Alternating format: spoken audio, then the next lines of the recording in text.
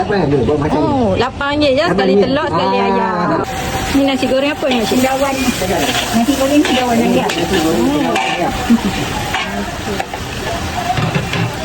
Macam ni dengan siapa ni Makcik? Berdua je dengan pakcik. Oh, betul ya. Dah berapa lama dah berniaga ni? Kat sini. Dah 95.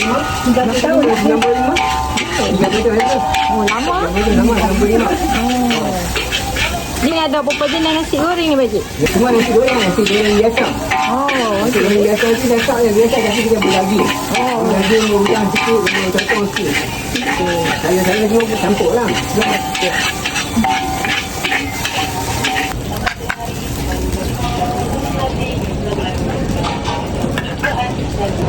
Kalau nasi goreng cendawan yang mula kita buat macam ni.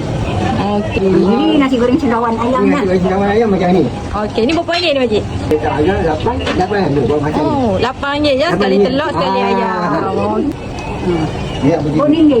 okey. Ni nasi ayam. Nasi ayam. Ni pun RM8. Ini pun sama juga lah lebih kurang. Sama juga. Ni pakcik umur berapa ni Pakcik? Pasti umur 76. 76. 76.